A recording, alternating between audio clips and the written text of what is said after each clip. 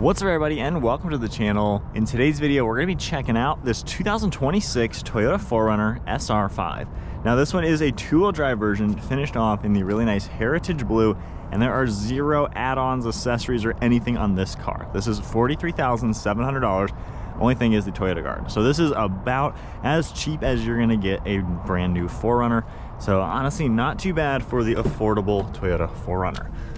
So let's go ahead and see what you're going to be powering this SUV with. So there are several different options for the 4Runner. This one's going to have the standard engine, which is the i4's 2.4 liter inline 4-cylinder turbocharged engine.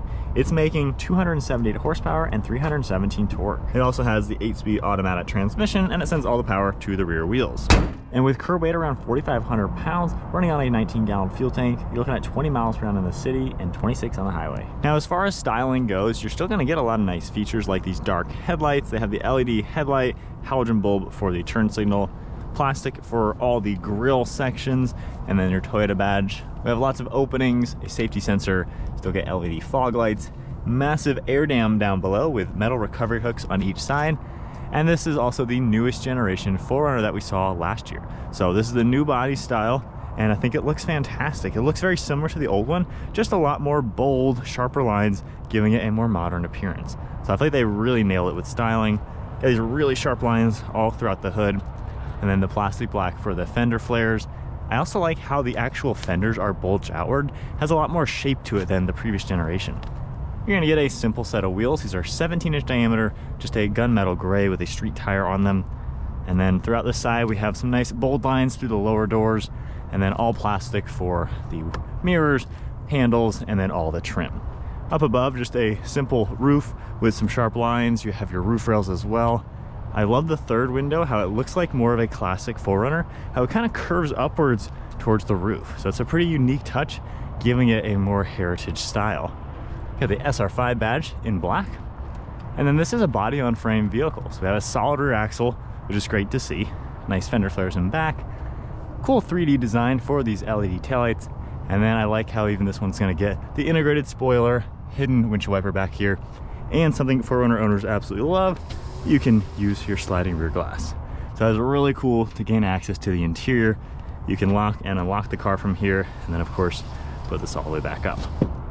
Just have plastic black for that, with Toyota written out, your backup camera, 4Runner written out in black. And then I like how the body color bumpers on the far side with the more of a, I guess, plastic black. Yeah, it doesn't have any metallic, it's just simple color.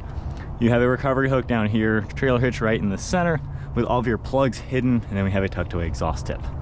So for styling, the 4Runner looks really good, even on a simple base model SR5. This color particularly is a fantastic color. So this is a really good spec to get the 4Runner on a budget. You're gonna have a manual liftgate, popping that open.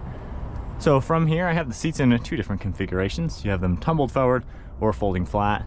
We still have a lot of space back here, and there's even extra cargo areas, all sorts of storage up above, as you can tell. Now, if you get a hybrid 4Runner, this floor is gonna be like up to here.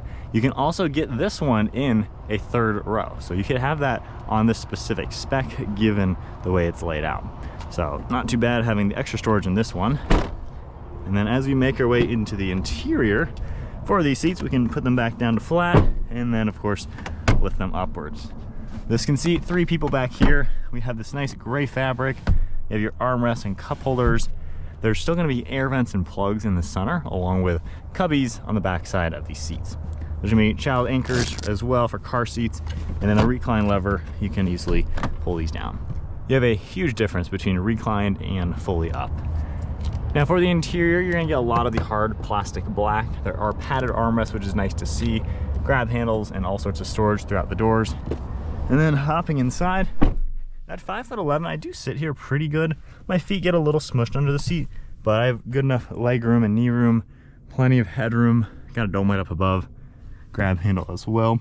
So it's a simple interior, but honestly, it's roomy enough to be a family SUV. So can't really complain too much. Still roomy enough for grown-ups or kids. Climbing out, it's a little bit of a jump given no side steps and given this is more of a rugged vehicle with good ground clearance. But then moving on to the front seats now, again, more of the hard plastic all throughout it, padded armrests, nice grab handle, and all the hidden storage. For the seats, all manual controls for recline up and down. Do have a power button for your lumbar support. Close-up look once again at the fabric seat. It's got a nice durable texture to it, so it's pretty cool looking overall. And then hopping inside, foot on the brake, let's fire it up. Now I did have to slide the seat forward a couple inches just to clear the headrest as I folded it down.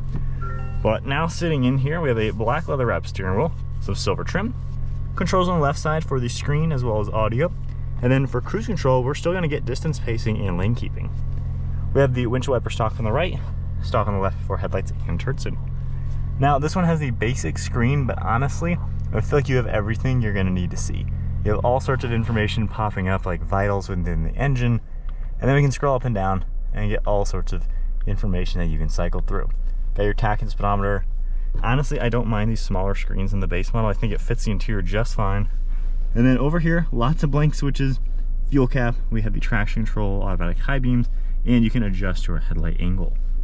Got some silver trim, harder plastics, and then a nice cubby all throughout that upper dash.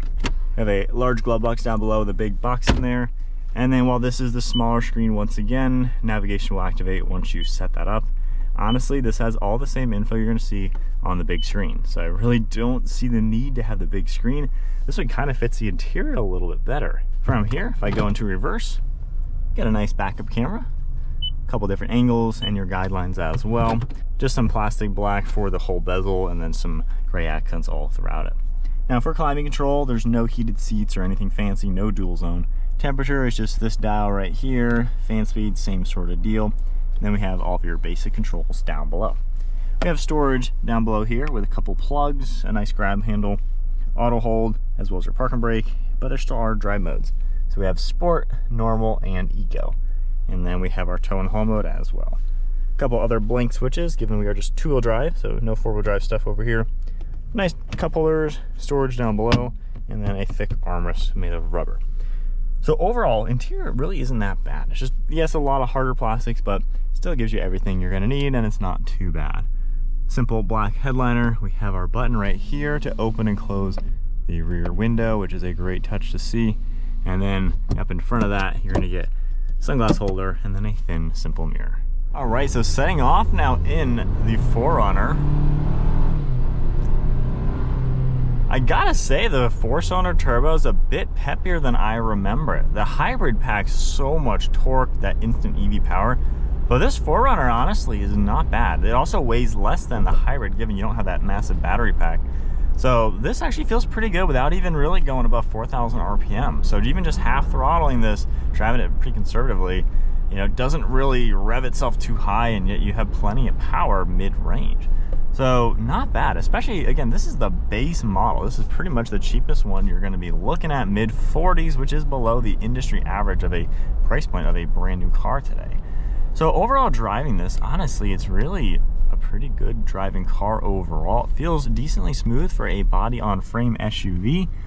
And then getting up and going again, the 8-speed feels pretty smooth. I like how there's like a little jolt in between shifting. It just kind of makes it feel a bit more sporty and lively. Maybe especially being rear-wheel drive too. This is basically the lightest configuration you're gonna get for one of these new 4Runners.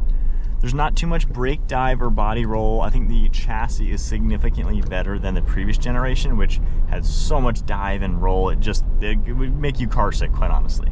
This feels a lot more stable and a bit more planted. The steering feel is pretty direct. Visibility is really good all around. I like how the windows are a little smaller, so it kind of gives you that tank feeling.